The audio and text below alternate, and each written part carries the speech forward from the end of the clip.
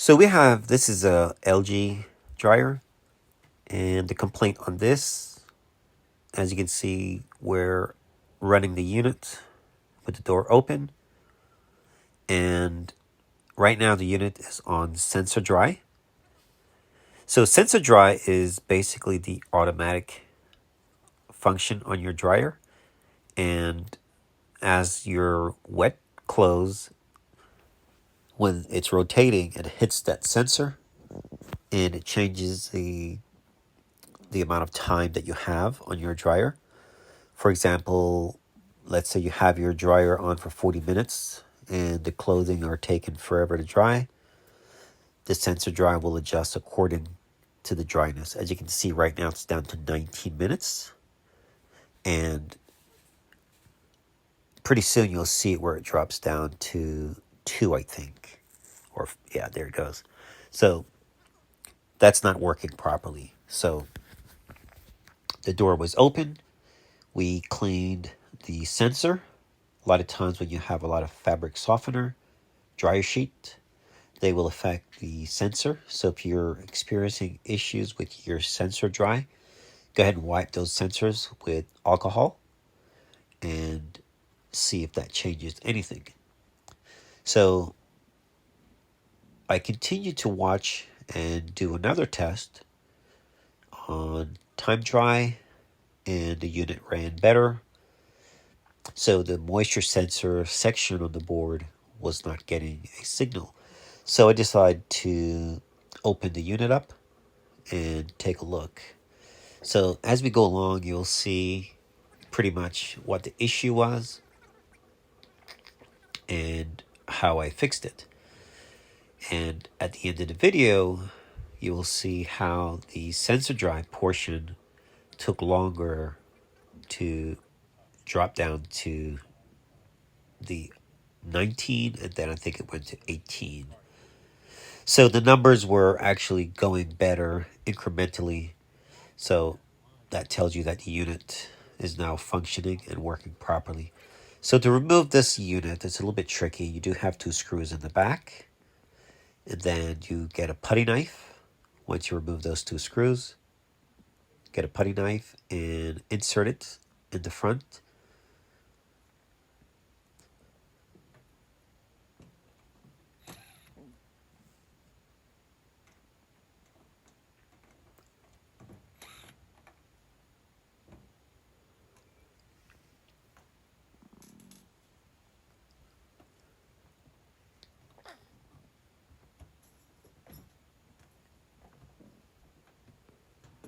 So a good practice I normally do is I like to take the cover off, and I like to check the wiring to make sure everything is good while I'm there. It's just something I do.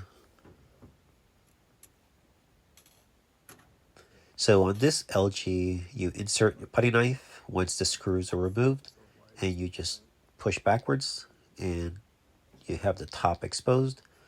You slide it back and remove it. You have 4 screws in the front, 2 on the top, 2 at the bottom, and 2 up top.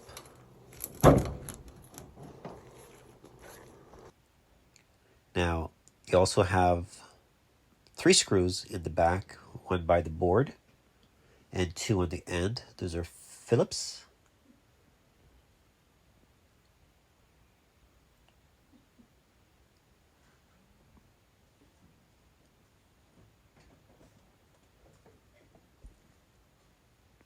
Sorry if I was moving kind of fast on this one.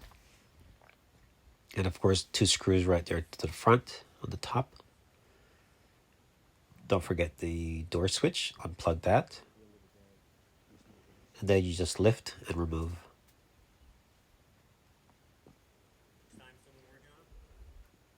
You will need to disconnect your light switch as well.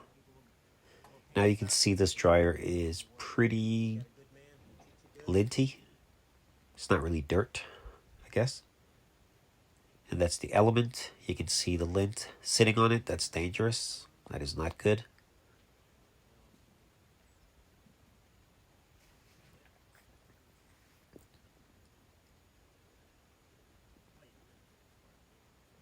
So we're going to be removing this bulkhead. You do have 4 screws.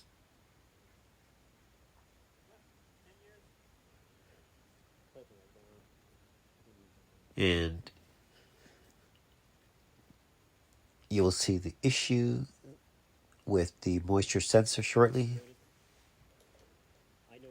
And you do have 2 screws there, one on the left, one on the right. A lot of hair in this machine.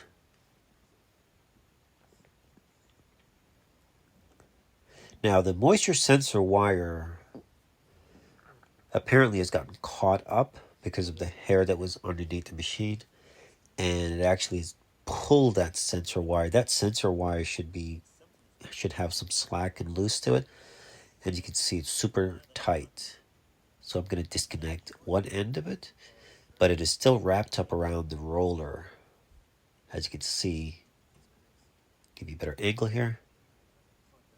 Look at that. So what was happening is the roller, as the drum turns, the wire has gotten caught between the drum and the roller. So when you hit moisture sensor, it was getting an incorrect reading.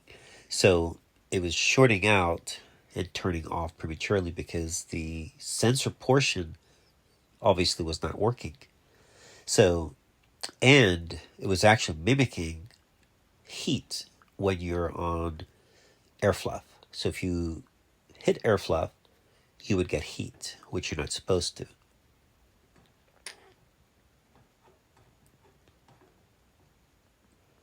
So it was very tricky to remove it because everything was so tight.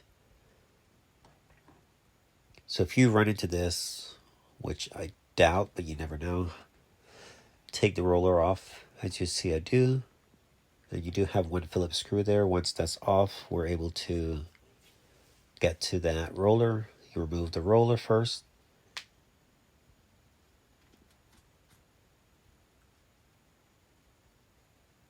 I think that's a 1/2 inch nut, by the way. Now we can take the roller wheel off.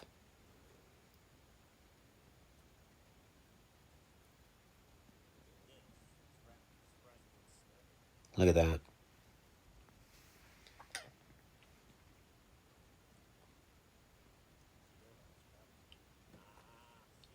What a mess. As you can see, the wires are totally cut. So the signal was not going to the board.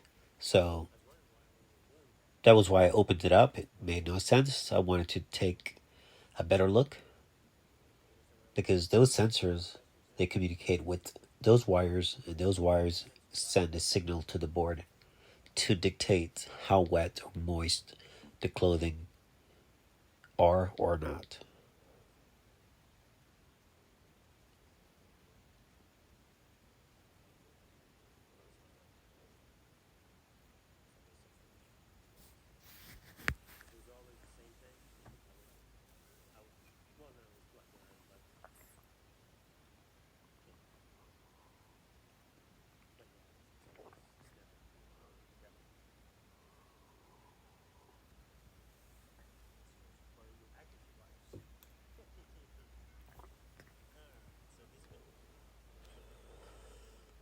So if you do run into this situation, you could either order the new sensor wire, or you could just go to your local hardware store or automotive place and get similar wire that will fit, and you just cut them and splice them. You can solder them. I did not have my solder iron, otherwise I would have, and heat shrink, but for the type of repair it was, that was totally fine. Just make sure you wrap the wires with electrical tape, insulate them. So always rotate the drum slowly until it pops out. That's the best way to do it instead of forcing it. So we're taking off these rollers and we're going to clean them. Also, do not oil the rollers. They're not meant to be oiled. When you do that, you end up with extra moisture and lint that is attracted to the moisture. So if you have to clean them, just clean them with WD-40, dry them off well. and put them back. If the shaft, which is the axle piece, if that is worn, then you might want to replace the shaft with new rollers. The keepers, which are those plastic pieces on the end, you can take those off. Makes it a lot easier to get rid of the hair or whatever is on there. Just don't break them. If you're not sure how to take them off, just take your time, get a pick, and go around slowly. I try to do a close-up on one of them. I'm not sure if you can see it, but don't break them. And if you're not sure about taking them off, just take your time and use a razor blade. Remove all the hair and whatnot, and you should be totally fine if you're not comfortable taking them off. And if you're a tech, do not use any oil at all. These metal are actually self-lubricating. As the metal heats up, I forgot the technical term, as the metal heats up, the oil that is necessary for the lubrication is released.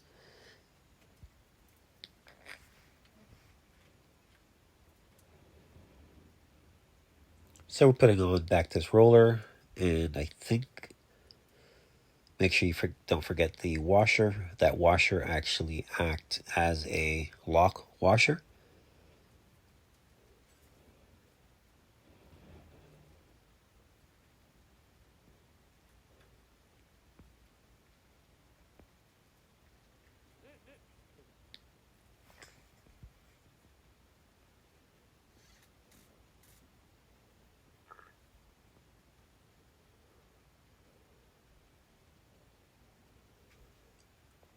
Yep, this is where I did a close-up so you could see how I was taking it off.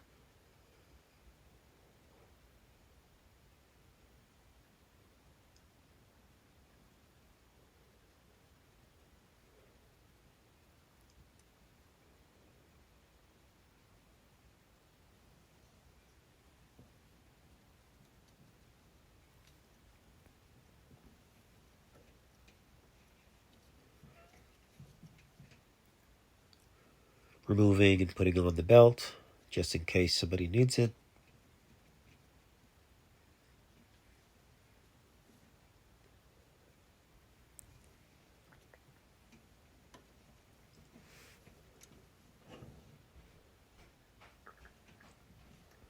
And guys, when you're taking out, just be mindful when you're pulling the drum. If you notice it's not coming, reach underneath inside the drum and lift the belt. Sometimes the belt will get caught on the motor or the pulley, so be mindful of that. Don't force anything. So now we're moving the screws off the element housing, and be careful, those screws are tiny, so don't lose them. And once you remove those, you're going to get your vacuum, and you're going to do some vacuuming. Be careful with the element. If you don't have to move it, don't move it.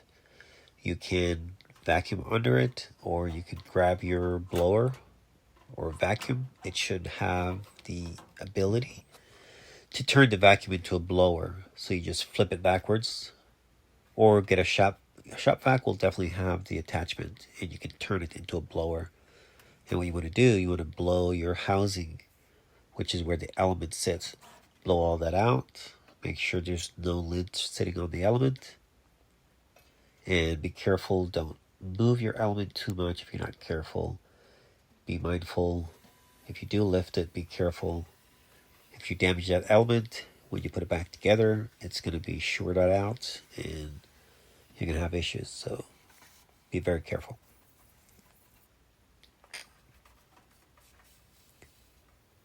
So we're going to vacuum this out. While you're in there, you always want to make sure you do a good vacuum. And that was dryer sheets, a bunch of them.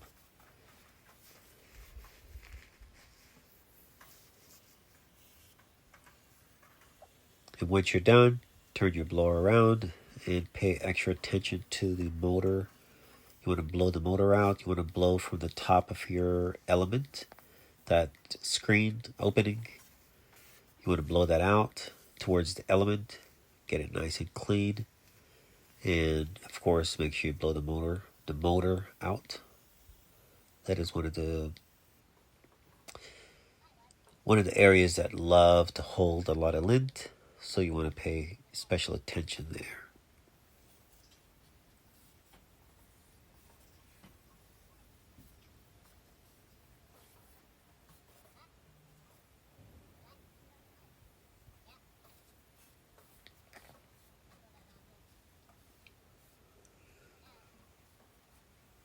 So now I'm doing the blow.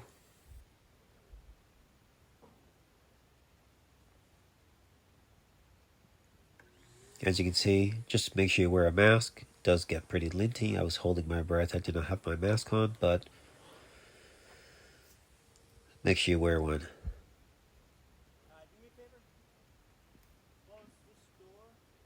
So I'm blowing right now on the top and forcing everything out to where your element sits.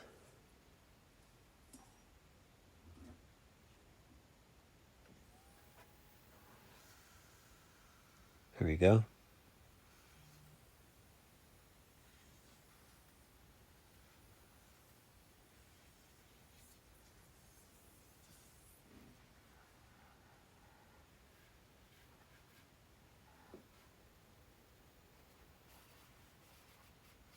When you blow, you actually do so much better because you're actually getting under the, I guess, tiny areas where you really can't stick the vacuum.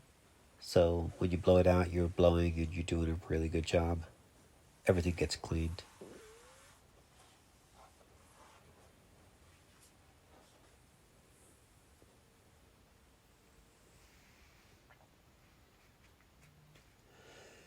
So everything's nice and clean. We're going to be putting on back the housing.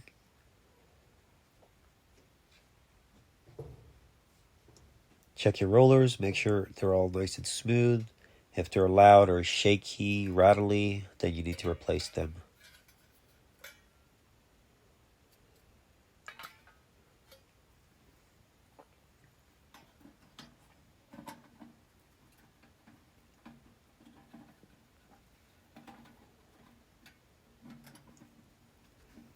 Alright guys, so we're putting on that, and then after this I'm going to be fixing the moisture sensor wires. There are two of them that got cut, and we're going to be splicing them and pretty much just put the machine back together and turning it on. And towards the end you'll see that the moisture sensor was working great.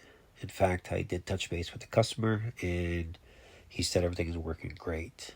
So that repair was a success. So if you're having issues with your moisture sensor, don't automatically assume it needs a board. Yes, sometimes it could be a board, but you want to make sure you open your dryer. Right now we're checking for cracks, see if the belt is damaged. A lot of times you'll have a belt that is damaged and cracked, so you want to basically do that to your belt all the way around just to make sure it's good. If it's good, you're good to go. So yeah, open the dryer and just make sure that everything is in good shape. Just look for anything that does not look right and go from there. But definitely if you had opened your dryer and you'd seen those wires cut like that, you would know that they should not be like that. So pay attention. So we're going to wrap this up. Enjoy the rest of the video. I'm going to be basically fixing those, taping them up, and putting the unit back together, doing a quick test, and that should be it. So, alright guys, thanks for watching. Have a great day.